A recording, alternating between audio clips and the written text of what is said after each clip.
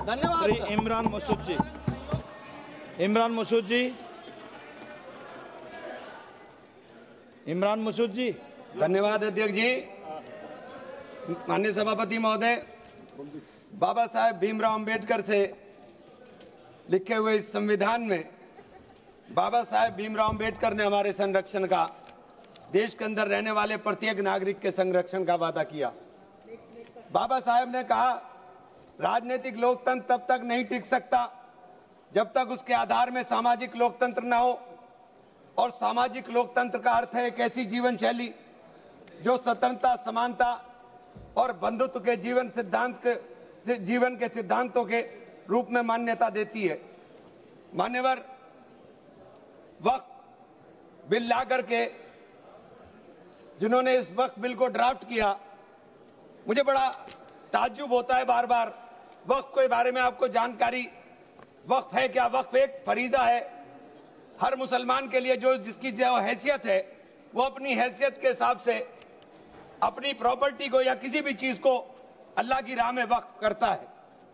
और इस वक्फ के जो ड्राफ्ट करने वाले लोग थे, जो उन्होंने बिल ड्राफ्ट किया था, उनमें मैक्सिमम लोग वो थे जिनको वक्फ के बारे में जानकारी नहीं थी।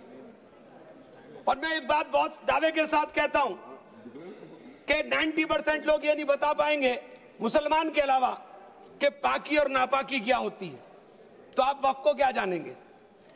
ये जो बार बार कह रहे हैं कि मुस्लिम में सदस्य, गैर मुस्लिम सदस्य शामिल होने चाहिए, नहीं होने चाहिए, वक्फ को मुसलमान समझता है, जानता है, इसकी जो जरूरत है उसको पहचानता है, इसलिए इस बात को कहा जा रहा है। वरना सारा प्रबंधन जो वक्फ बोर्ड का है वो तो सरकारों के ही हाथ में है। लेकिन इसमें जो सबसे बड़ी बात है कि बार बार ये शोर मच रहा है, जेडीयू भी कहती है, टीडीपी भी कहती है और सहयोगी दल भी कहते हैं कि हमने वक्फ बाय यूजर को खत्म कराने का काम कर दिया। माननीय अध्यक्ष जी, मैं इसकी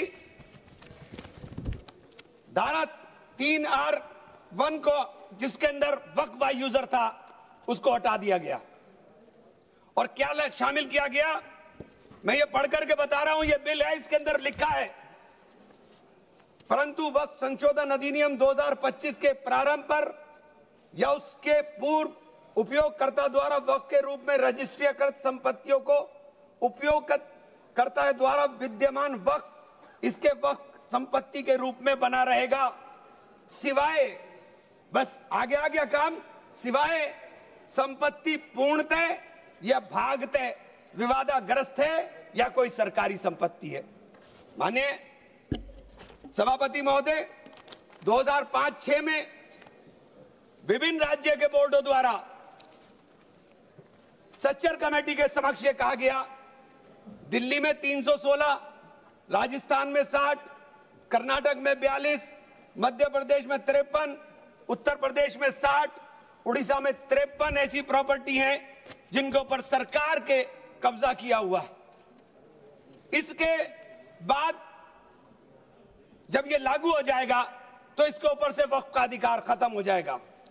दूसरी चीज मैं कहना चाह रहा था, जब आपने सिवाय संपूर्ण और पूर्णतः लिखा और या भागतः लिखा, तो आपने पूरी तैयारी कर करके लिखा।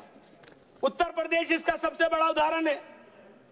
उत्तर प्रदेश में 11,400 हेक्टेयर लैंड वक्फ की, 14,000 हेक्टेयर में से 14,500 में से 11,500 हेक्टेयर लैंड को सरकारी घोषित कर दिया गया है। 78% लैंड को सरकारी बता दिया गया है। और सरकारी लैंड कौन सी है? उसमें इमामबाड़ा है, उसमें प्राचीन मस्जिदें हैं, उसमें 500-500 साल के पुराने कब्रिस्तान हैं, उसमें ईदगाहें हैं, गांव-गांव के अंदर बनी हुई मसाजिद हैं। और आप कह रहे हैं कि आपने वक्फ बाय यूजर खत्म करा दिया। ये इतना बड़ा हथियार दे दिया कि आप जाइए, लड़ते रहिए। इसके साथ ही इन्होंने कहा कि साहब, अब जब कोई विवाद पैदा होगा तो उस विवाद की स्थिति में डेजिग्नेटेड ऑफिसर उसको सुनने का काम करेगा और वो तय करने का काम करेगा कि ये प्रॉपर्टी किसकी है। लेकिन वो तय कब करेगा, इसकी कोई समय सीमा नहीं। और जब तक वो तय नहीं करेगा, वो प्रॉपर्टी का मालिक सरकार रहने का काम करेगी।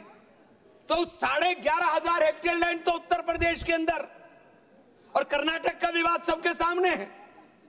बड़ा शोर मचा था कर्नाटक में। मैं गया कर्नाटक के अंदर क्या मान्यवर 1,12,000 एकड़ लैंड वक्फ बोर्ड की थी, जिसके अंदर से 71,000 एकड़ लैंड का अलॉटमेंट सरकार ने कर दिया, और 19,000 और 20,000 के बीच में वहां के जो दरगाहों के या मुतवल्ली थे, उन्होंने अपने परिवारों में बांट लिया। तो ये जो हंगामा बचा, 1999 में एक आदेश आ गया, वक्फ ऑलवेज वक्फ, तो ये पुराना आदेश नल एंड वाइड हो गया। सरकारें भाजपा की भी रही, कांग्रेस की भी रही, दोनों सरकारों ने नोटिस इश्यू किए। मैं उन नोटिस की कॉपी भी लेकर आया था। दोनों सरकारों ने नोटिस इश्यू किए, लेकिन जेपीसी ने हंगामा उतरा तो सब हमारे चेयरमैन साहब भी हवाई जहाज लेकर के गए, लेकिन खोदा पाड़ निकली चुईया, वहां कुछ मिला ही नहीं, वहां कुछ नहीं मिला।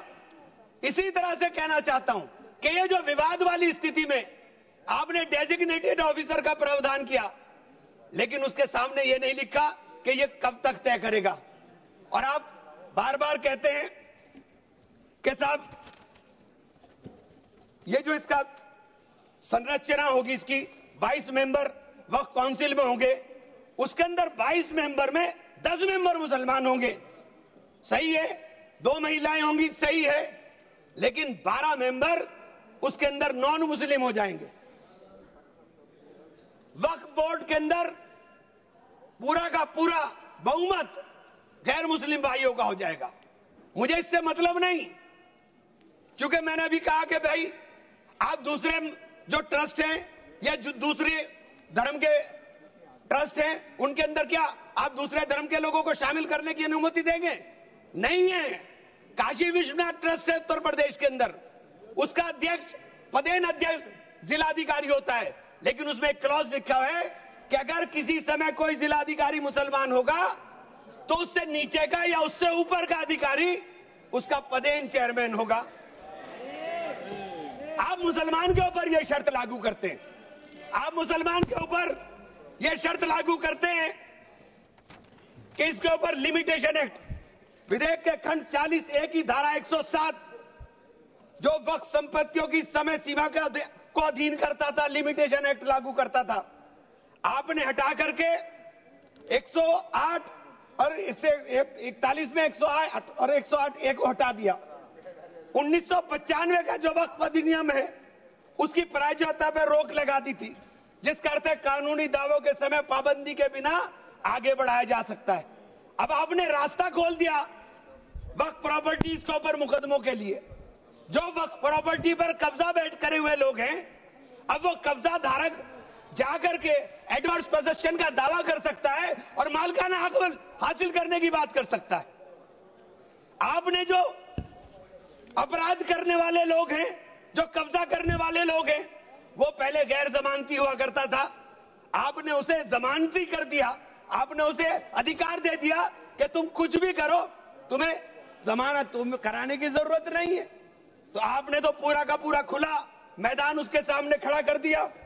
आपने बार बार कहा कि हम लोग मुसलमानों के हक की बात कर रहे हैं। आप मुझे एक ट्रस्ट बता दिए, कोई दूसरा, कोई एक संस्था बता दीजिए जिसके अंदर जो धार्मिक के नाम पर हो और उसके अंदर लिमिटेशन एक्ट ना हो।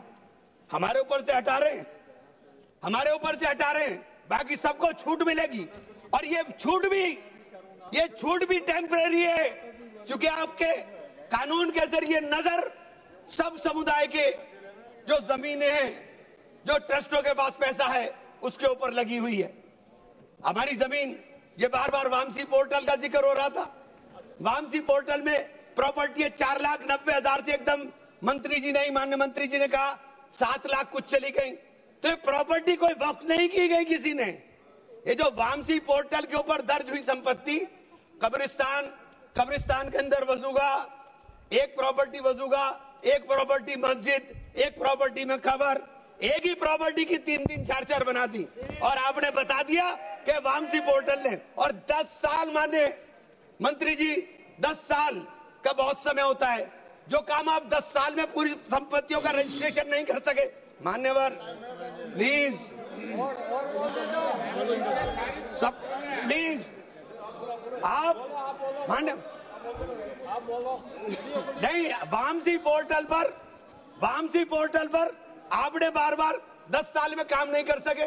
आप कह रहे हैं कि 6 महीने के अंदर सारी संपत्तियों का रजिस्ट्रेशन करा लेना, और सारी संपत्तियों का अगर रजिस्ट्रेशन नहीं होगा तो वो संपत्ति वक्फ की नहीं बचेंगी। रजिस्ट्रेशन कौन करेगा?